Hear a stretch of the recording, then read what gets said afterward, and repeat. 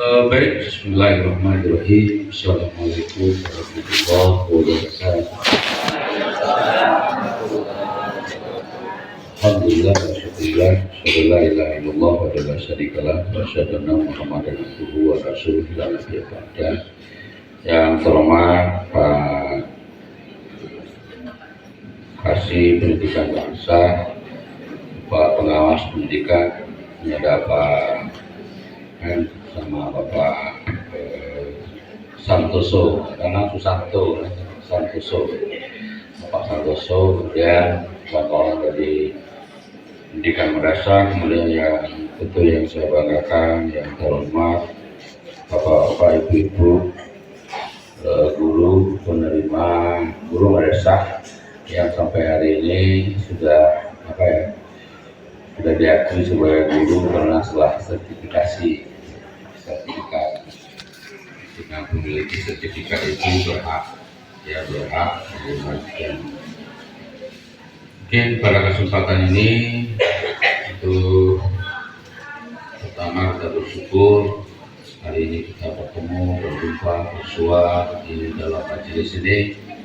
Mudah-mudahan pertemuan ini sesuatu hal yang dirahmati oleh Allah SWT, sehingga tidak ada perlu sesal ya dalam pertemuan. Kan ada lagunya, sebenarnya bukan kesesalan yang aku tangisi, pertemuan yang aku sesali. Jadi pertemuan ini bukan pertemuan yang mesti disesali. Kemudian salawat dan salam bagi kita besar Muhammad sallallahu alaihi wasallam. Allahumma shalli ala sayyidina Muhammad wa ala ali Muhammad. Baik Bapak Ibu dan sekalian, di dalam tatanan administrasi tentu sebagai guru kita harus patuh pada ketentuan-ketentuan yang berlaku. Nah, dalam pelaksanaan tugas kita sebagai guru kemudian berujung pada hak yang mesti kita terima.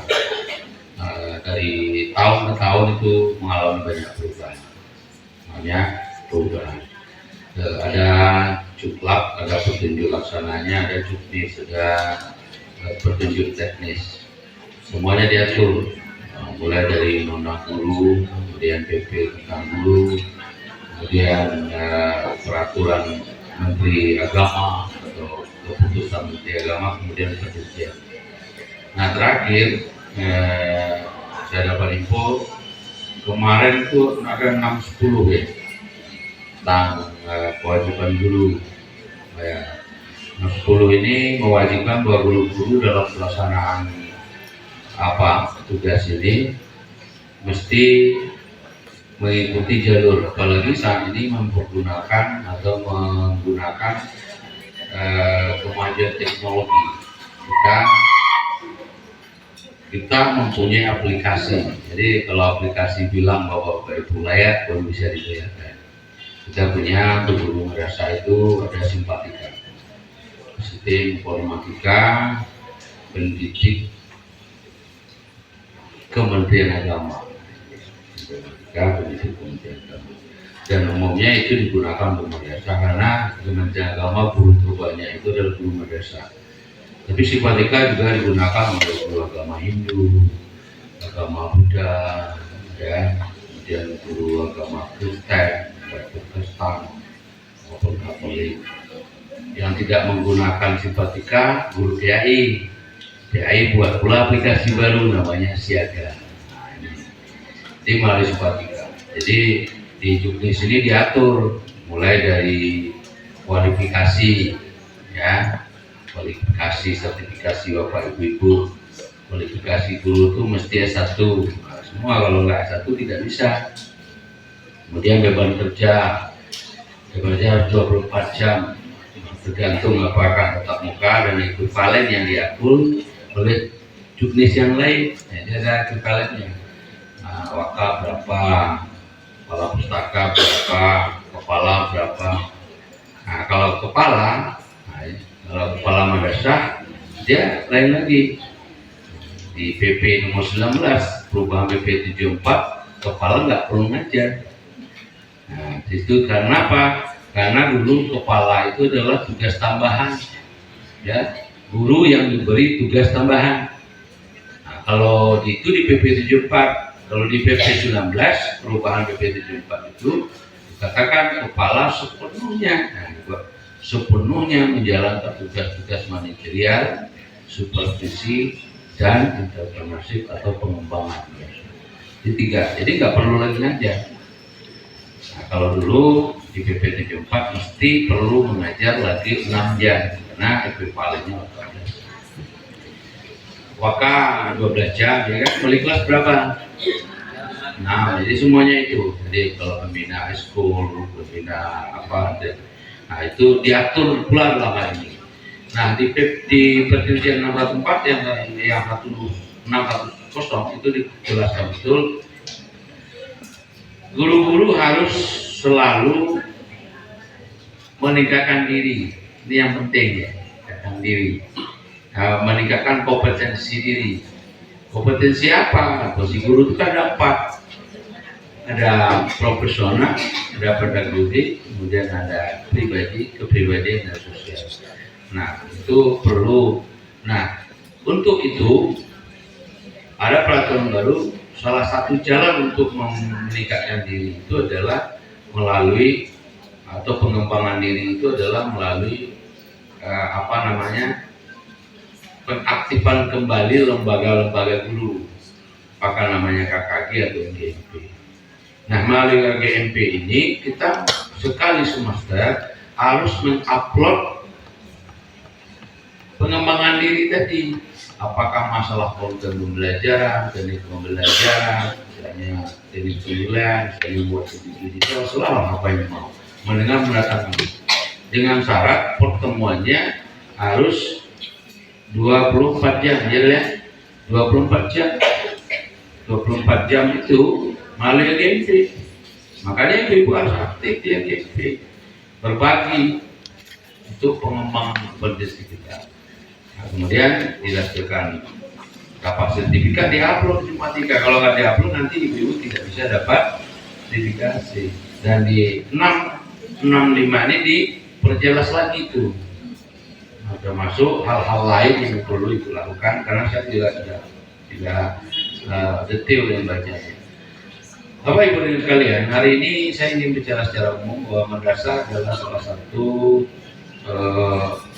lembaga pendidikan yang hari ini tidak lagi sama dengan 20 tahun atau 30 tahun, apalagi 30 tahun. Madrasah dulu dianggap orang sebagai lembaga pendidikan kelas 2, apalagi undang-undang juga mengakui itu. Di Undang-Undang Nomor 2 Tahun 89 tentang Sidiknas, madrasah hanya sekolah sederajat, SMP sederajat, SD sederajat, kelas 2. Tapi di Undang-Undang Nomor 20 Tahun 2003 sudah sama SD garis miring, MI, MTS dan SMP garis miring MTS. Nah, artinya kita karena di undang-undang itu diamanatkan harus 20% APBN, ternyata dampak itu juga dapat oleh madrasah. Nah, ketika dampak itu dalam jangka 20 tahun madrasah menjelma menjadi madrasah sekolah-sekolah pilihan. Ya, gurunya diberi tunjangan, madrasah diberi bantuan, diberi pokoknya apa saja. Ya, kemarin baca postingan MTSN 4 misalnya. Pada itu ikut mentes calon peserta itu hampir 700 orang. Sementara kapasitasnya cuma 300-an. Belum lagi kalau kita lihat sekolah-sekolah favorit, madrasah-madrasah kita. Nah, itu hasil upaya kita. Nah, inilah yang kita wujudkan, apalagi wajah Kementerian Agama hari ini tertompang di madrasah ini. Program ini saya sampaikan pada ibu-ibu bahwa Kementerian Agama itu dulu fungsinya 3. Fungsi keagamaan, mengurusi keagamaan umat. Ya Bapak Ibu, baik rumah ibadahnya, baik hajinya, kemudian apalah. Bukan saja agama Kristen juga diurus, Buddha juga diurus, karena di masing-masing agama. Urusan kehidupan beragama, masalah zakatnya, masalah wakafnya, itu saya tahu Islamnya. Kemudian masalah produk halal itu semua. Yang kedua, fungsi peradilan. Dulu kita punya mahkamah syariah atau pengadilan agama, tapi pengadilan sejak tahun 2002 haut dikumpul di Mahkamah Agung namanya, bersamaan dengan mahkamah lain. Dulu Mahkamah Agung itu ngurus dua saja, perdata dan pidana. PTUN dulu dalam negeri, Mahmilub di pertahanan, persaingan mahkamah persaingan industri di Kementerian Perindustrian, pengadilan agama di Kementerian Agama, kemudian digabung menjadi satu di Mahkamah Agung. Lepas. Nah, yang terakhir fungsi pendidikan. Fungsi pendidikan ini fungsi yang terbesar. Pegawai Kementerian Agama terbanyak itu pendidikan. Di Pasaman Barat, pegawai Kementerian Agama dengan P3K-nya sekarang itu ada sekitar 800-an. 400-an apa itu? Ketika pada waktu itu sekitar hampir 600-an itu guru, dan gurunya guru madrasah. Nah, maka dianalogikan, apalagi kalau kita hitung dengan lembaga-lembaga swasta yang di bawah kewenangan pendidikan madrasah, maka anggaran terbesar Kementerian Agama itu terletak di pendidikan. Ibu bisa bayangkan dalam 1000 ya, 1000 uang Kementerian Agama itu 700 untuk pendidikan. Bisa Bu bayangkan ya? Dalam 1000, kalau dalam 1 miliar itu 700 juta itu di pendidikan. Dalam 1 triliun 700 miliar itu di pendidikan. Pendidikan apa? Mulai dari Islam ada dan pondok pesantren, pendidikan madrasah, pendidikan PAI, perguruan tinggi agama Islam. Di Hindu ada sekolah Hindu, sekolah Buddha, ada sekolah SMK itu SMA. Kristen ada sekolah. Itu kalau dari daerah Indonesia Timur di NTT itu banyak, kayak eman kita lah, ada pula sekolah Kristen. Tingkat LTS-nya ada pula dia. Pertama sekolah tinggi agama Kristen. Kalau ini banyak, ada di Tarutung, banyak ya, ada sekolah tinggi Buddha. Nah, itu dari 1.700 rupiah itu ada di pendidikan. Nah, 700 rupiah dari pendidikan itu ya sekitar 500 di Pendis, di pendidikan Islam, 200 saja di pendidikan Kristen, Hindu, Buddha ya, 500-nya terletak di pendidikan Islam. Nah, pendidikan Islam salah satunya madrasah. Dari 500 itu sekitar 380 habis untuk madrasah. Padahal Pendis itu ada perguruan tinggi agama Islam, ada pondok pesantren, ada PAI. Dari 500 rupiah, 380 habis di madrasah. Kenapa? Karena kita punya banyak ya lembaga pendidikan madrasah di Indonesia.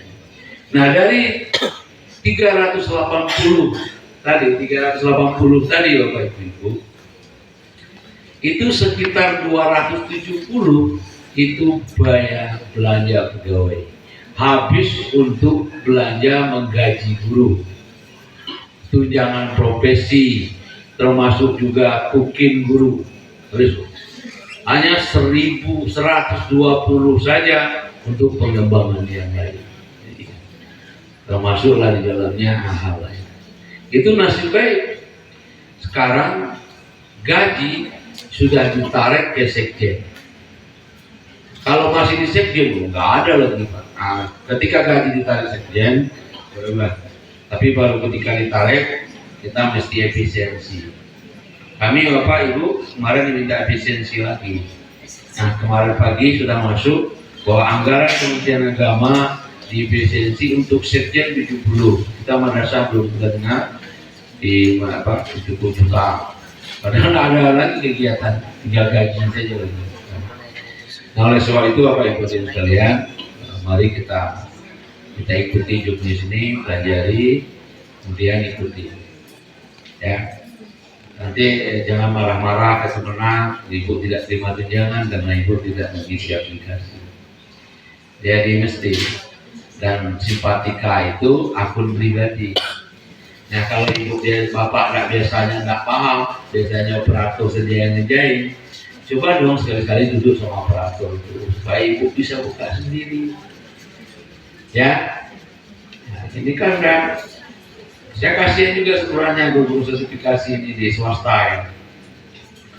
Kemarin timbul polemik. Guru-guru swasta ini kalau sudah terima sertifikasi tidak terima gaji lagi ya. Ya, karena diancam oleh kepala. Kalau apa ini gue pidana. Karena diminta lo tunjangan kok.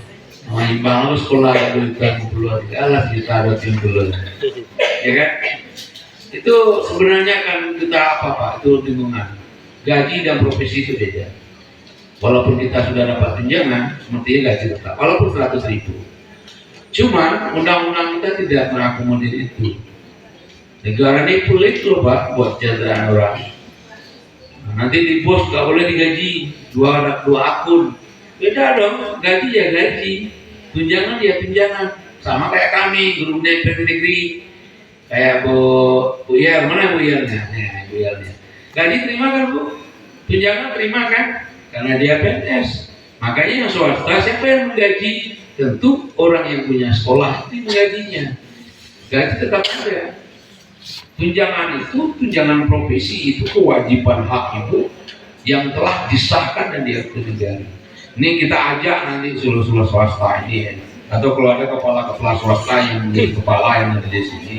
Jangan kejam tetap harus ada gaji. Harus tetap ada gaji. Jangan nggak dikasih gaji. Jangan diacak. Jangan bapak-bapak melanggar HAM. Ya, melanggar HAM. Sekarang sudah naik 2 juta ya. Siapa yang dari Pasing nih?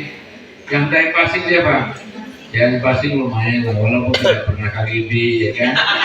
Walaupun itu 0 tahun ya kan. Undangannya begitu. Negara nggak punya duit ya. Duit habis oleh cukong ya, oleh negara pengumuman ini kan, negara dipalakin, ya kan? Iya, negara ini negara pajak Pak. BUMN menghasilkan apa nggak ada setorannya. Bapak tahu nggak APBN itu 92% dari pajak. Makanya bapak-bapak dipajak gitu maksud saya.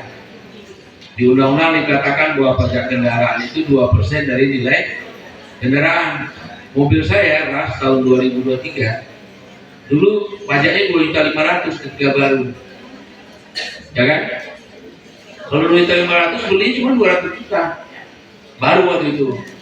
Kalau cuma 2% berapa? Tapi pajaknya 2 juta, 2.500. Semakin tua mobil saya ini naik jadi 4 juta. Jadi padahal pajak itu dari nilai kendaraan. Negara ini Pak hancur ini. Makanya jangan tambah hancur oleh bapak-bapak ibu.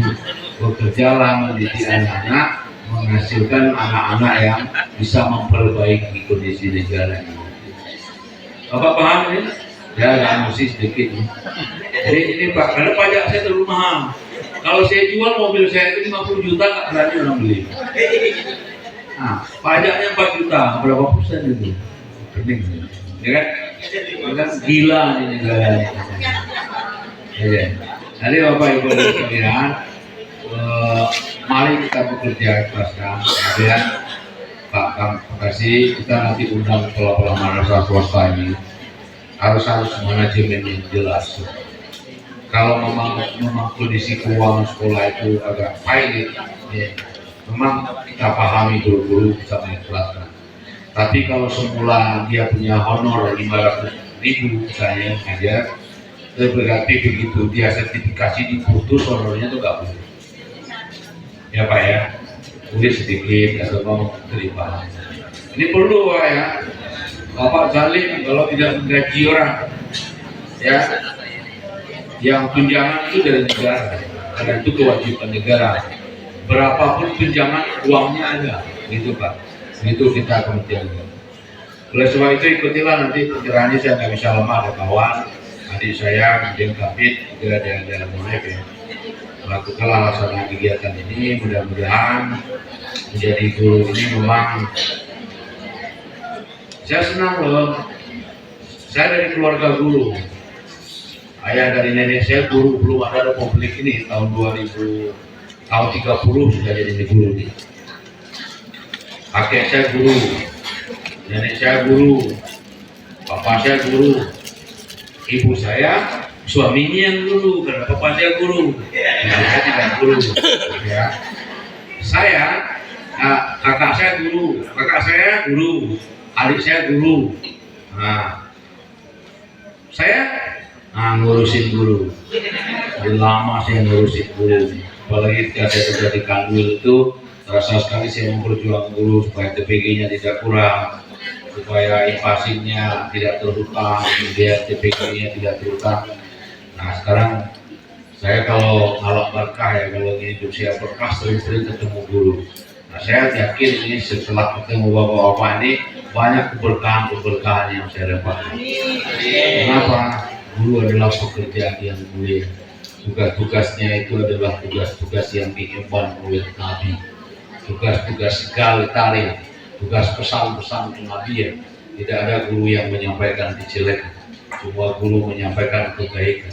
Setiap kata yang ibu bapak ucapkan itu dicatat oleh malaikat sebagai kebaikan. Dosa kita terlalu banyak loh, pahala kita terlalu sedikit. Dengan dosa yang banyak dan pahala yang sedikit, naif kita mengharapkan surga pada Allah SWT. Tetapi dengan berkat doa-doa murid yang bapak ibu ajarkan, ya kan, mudah-mudahan doa-doa mereka lah yang mengantarkan kita kepada surga.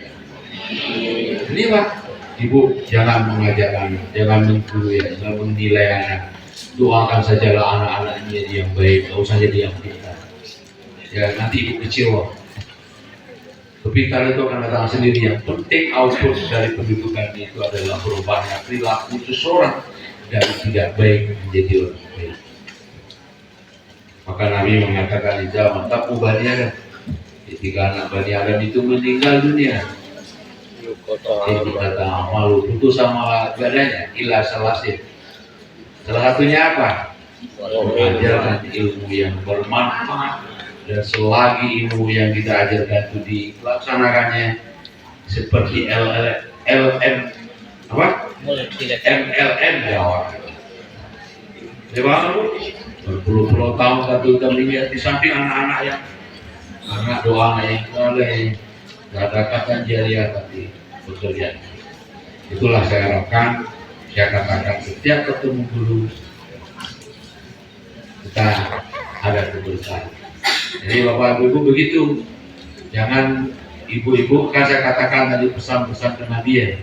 Kata-kata ibu itu bukan hanya kata kebaikan, tetapi juga doa. Banyak guru yang salah ketika melihat anak-anaknya dari kesingguan, hanya dari perilaku spontan. Ibu mudah mengecap dia jahat, dia jelek, dia bodoh. Sebenarnya dia bukan jahat, dia bukan jelek, dia bukan bodoh. Tetapi karena kata-kata ibu yang mengatakan dia bodoh, dia menjadi bodoh. Dia menjadi jahat, dia menjadi jelek. Karena kata-kata guru itu adalah doa. Paham ibu bapak?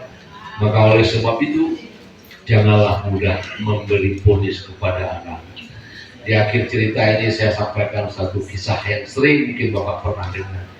Dulu di satu SMK di Jawa Timur ada seorang anak perempuan, dia anaknya energi, cantik, disayangi guru.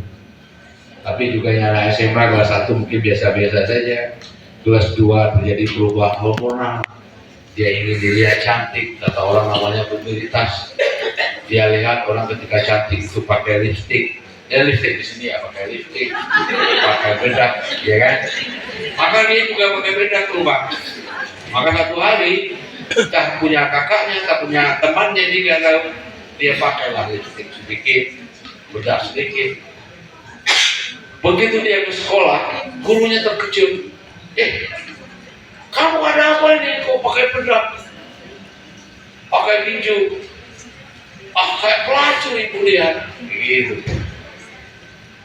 Anak ini sok, kawannya ketawa, dia menangis. Dia malu, kemudian dia lari keluar, menangis sejadi-jadinya.